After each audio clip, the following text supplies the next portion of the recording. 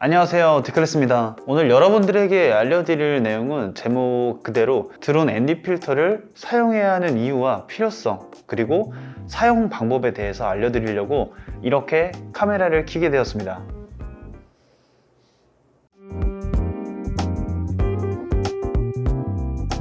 일단 기본적으로 ND 필터라는 개념 자체를 잘 이해를 하고 있어야 나중에 우리가 실전으로 나갔을 때 ND 필터를 잘 활용할 수 있겠죠. 일단 제가 주로 사용하는 기체 매빅 3 ND 필터의 생김새는 이렇게 생겼습니다. ND 필터를 보면 이렇게 각 필터에 해당하는 숫자가 적혀 있다는 것을 알 수 있는데요. 현재 제가 가지고 있는 것은 4, 8, 16, 32 이렇게 4종류의 ND 필터를 가지고 있습니다. 보통은 이렇게 ND 필터가 4종류에서 6종류가 있는데요.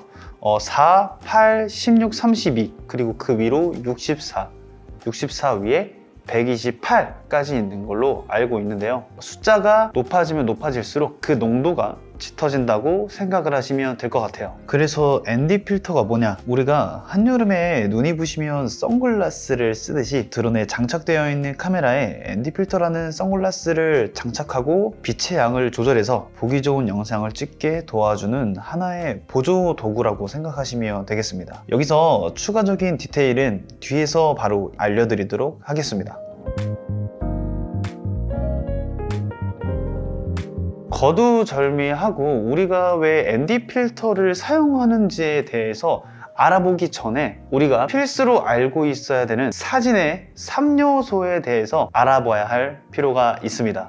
첫 번째로 조리기는 F값이라고 불립니다. F값이 낮으면 낮을수록 조리기가 많이 개방되어 있고 동시에 많이 열려 있기 때문에 그만큼 빛을 많이 받아들입니다. 그렇게 되면 사진이 밝게 촬영되고 반대로 F값이 높으면 높을수록 조리기가 많이 닫혀 있기 때문에 F값이 낮을 때보다 비교적 빛을 많이 받아들이지 못하기 때문에 어둡게 찍히는 성질을 가지고 있습니다. 다음으로는 셔터 스피드입니다. 셔터 스피드를 좀 간단하게 말하면 사진을 찰칵 빠르게 찍을 건지 찰칵 느리게 찍을 건지 선택하는 거라고 보시면 되겠는데요. 셔터 스피드를 빠르게 설정하면 그 찰나의 순간을 촬영하기 때문에 속도감이 있는 스포츠나 자동차 경주 등 빠른 피사체를 촬영할 때 셔터 스피드를 빠르게 설정하여 촬영하고 동시에 빛을 많이 받아들였던 그 시간이 아주 짧기 때문에 어둡게 촬영이 됩니다. 반대로 셔터 스피드를 느리게 설정해서 찍으면 셔터가 열렸다 닫히는 속도가 느리기 때문에 조금 더 이해를 시켜드리면 흐르는 물을 찍었을 때 셔터 스피드를 빠르게 하면 물이 흐르는 그 찰나의 순간을 촬영하기 때문에 물이 방울방울 툭툭 끊겨서 촬영된 것을 알 수 있고 반대로 셔터 스피드를 느리게 찍으면 그 입자가 모여서 선으로 보이게 되는 겁니다. 셔터 스피드를 빠르게 설정했을 때와 반대로 셔터가 열렸다 닫히는 그 사이의 시간이 길기 때문에 빛을 그만큼 많이 받아들여서 상대적으로 밝게 찍히게 되는 겁니다. 마지막으로 조리개입니다. 조리개는 조미료라고 보시면 되는데요. 어두운 환경에서 사진이나 동영상을 촬영할 때 어두워서 촬영이 힘들다면 보통 ISO 값을 점점 높여가면서 촬영을 하는데요. 단 어두운 환경에서 빛을 인공적으로 넣는 느낌이라서 값이 높으면 높을수록 밝아지지만 노이즈가 생겨서 보기 좋지 않을 수 있으니까 주의하면서 촬영을 해야 됩니다. 사진의 3요소에 대해서 좀 간단하게 배워봤는데요. 이제는 우리가 3요소를 배웠으니까 ND 필터를 왜 사용하는지에 대해서 설명을 드려보도록 하겠습니다. ND 필터를 사용하는 이유, 그 첫 번째는 바로 자연스러운 모션 블러를 만들기 위해서입니다. 아주 자연스러운 모션 블러라는 것은 우리가 어떤 타인이 찍은 영상을 보거나 아니면 우리 눈으로 직접 어떤 움직이는 피사체를 봤을 때 그와 비슷한 장면을 만들어가는 게 이 자연스러운 모션 블러의 조건이자 아웃풋이 되는 겁니다. 이 자연스럽다는 말은 결국 아까 제가 얘기했었던 사진의 3요소 중 셔터 스피드와 관련이 있다는 걸 알 수가 있습니다. 셔터 스피드는 궁극적인 공식이라고 했습니다. 다들 알고 계실 수도 있는데요. 프레임 수 곱하기 2 입니다. 그래서 만약에 내가 4K 24프레임으로 찍고 있다. 24 곱하기 2를 하면 48이잖아요. 48 셔터 스피드를 조정을 하면 되겠고요. 예를 들어서 만약에 카메라에 따라 다르고 또 드론에 따라 또 다를 수 있지만, 만약에 없다면 48이 없다면 50으로 설정하셔도 상관없습니다. 그 근사치에만 가까이 가주면 되는 겁니다. 그럼 반대로 30프레임은 60프레임으로 찍은 건 곱하기 2를 해서 셔터 스피드를 120분의 1초로 설정해서 찍으면 우리가 실제 눈으로 보는 것과 가장 유사하고 자연스러운 모션 블러를 만들 수 있더라라는 것입니다. 그리고 ND 필터를 사용하는 두 번째 이유는 빛의 양을 조절하기 위해서입니다. 아까 말씀드렸던 사진의 3요소, 조리개와 셔터 스피드, 그리고 ISO를 사진이나 촬영을 하면서 적당한 값을 찾아가면서 아마 촬영을 하실 텐데, 방금 알려드렸었던 셔터 스피드의 그 공식 프레임수 곱하기 2를 해서 햇빛이 쨍한 날 드론을 밖으로 가지고 나가면 정말 빛의 양이 다 조절되어 있을 것 같지만 어떤 때는 되게 하얗게 뜨는 경우도 있습니다. 지금 보시는 화면엔 프레임 곱하기 2를 해서 적절하게 셔터 스피드를 잡아줬지만 너무 밝게 보여주고 있다는 걸 알 수 있죠. 이 밝은 것을 우리는 ND 필터를 사용해서 우리 눈으로 보기 편한 영상을 찍을 수 있습니다. 낮은 숫자부터 하나씩 차례대로 껴서 너무 어둡지도 너무 밝지도 않은 ND 필터의 값을 순차적으로 찾아주면서 찍으면 우리가 눈으로 보기에도 적당하고, 나중에 촬영을 하고 난 이후에 색 보정을 할 때도 더 넓은 다이나믹 레인지를 두고 작업할 수 있기 때문에 드론을 운용하시는 분들이라면 꼭 ND 필터의 개념을 잘 이해하셔서 사용해 보시는 걸 추천드립니다. 밖으로 나와봤습니다. ND 필터를 어떻게 사용하는지에 대해서 조금 직관적으로 보여드리면 좋을 것 같아서 이렇게 나와봤는데요. 일단 지금 화면을 보시다시피 화면이 하얗게 떠 있는 걸 보실 수가 있습니다. 지금 보면은 이 왼쪽 하단에 있는 4K 60프레임을 클릭해서 조금 보기 좋게 60프레임으로 설정을 해 놓겠습니다. 그리고 이론으로 제가 말씀드렸던 것처럼 화이트 밸런스가 5000에서 5600 사이면은 평타다, 괜찮다 말씀을 드렸었잖아요. 거기에 맞춰서 저는 5300으로 맞춰놨고요. 그 다음에 4K 60프레임이니까 60프레임 곱하기 2를 해서 오른쪽 하단을 눌러서 4K 60 곱하기 2를 했을 때 120이잖아요. 그럼 셔터 스피드를 120분의 1초로 설정을 해주시면 됩니다. 그리고 조리개는 5에서 5.6 사이가 괜찮습니다. 조리개가 너무 낮으면 피사체가 가까운 거 말고는 조금 흐릿하게 보이는 그런 경우도 있을 수 있기 때문에 조리개는 5에서 5.6 사이로 맞춰주시면 될 것 같아요. 고정값입니다. 그리고 셔터 스피드 맞춰놨고, 그 다음 ISO 값입니다. 지금은 제가 100으로 설정을 해 놓을게요. 100으로 설정했음에도 불구하고 지금 너무 하얗게 떠버리는 걸 알 수 있습니다. 이때 ND 필터를 장착을 해보는 겁니다. 일단 ND4부터 장착을 먼저 해볼게요.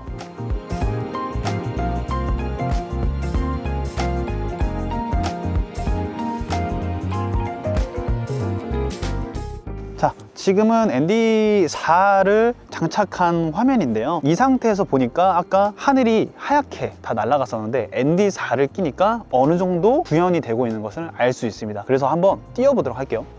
아까 같은 경우에는 하늘이 다 날아갔지만 지금은 색조의 변화가 없이 색상이 잘 구현되고 있는 것을 볼 수가 있습니다. 지금은 4K 60프레임에 셔터 스피드를 120분의 1초로 맞춰 놓은 상태고요.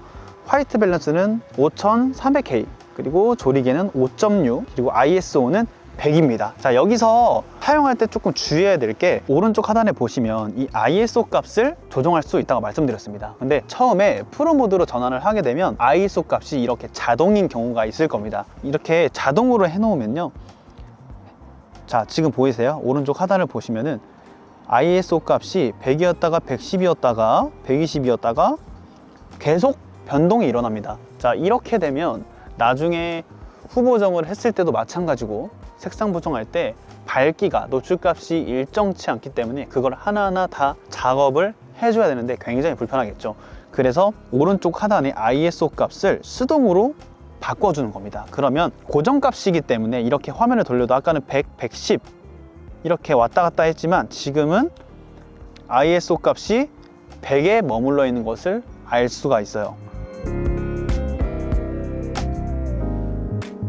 아래를 봐보겠습니다. 아래를 봐도 밝기가 전혀 밝아지지 않아요.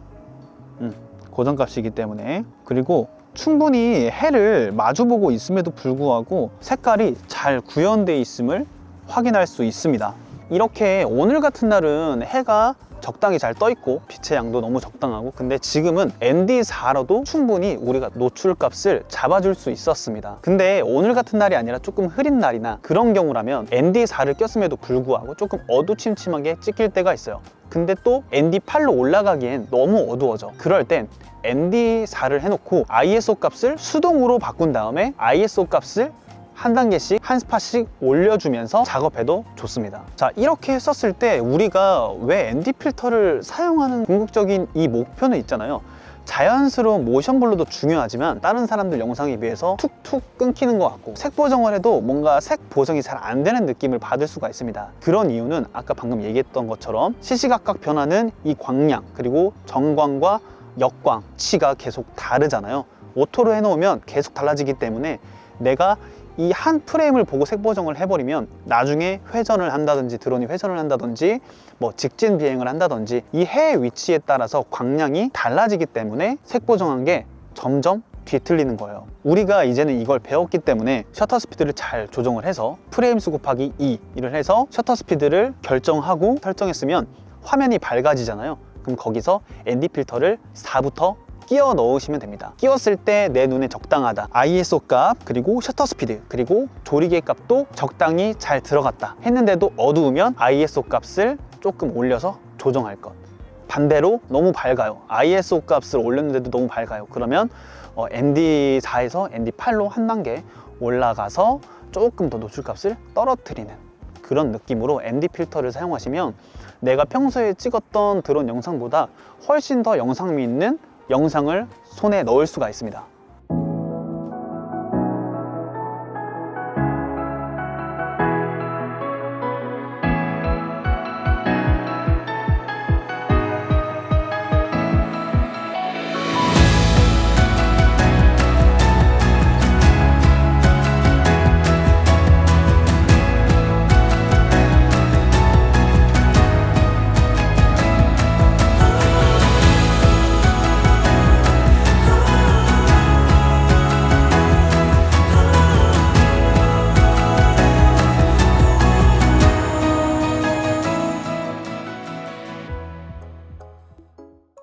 자, 이렇게 해서 제가 야외에 나와서 ND 필터를 어떻게 사용하는지에 대해서 설명을 드렸습니다. 내용을 다시 한번 정리를 해보겠습니다.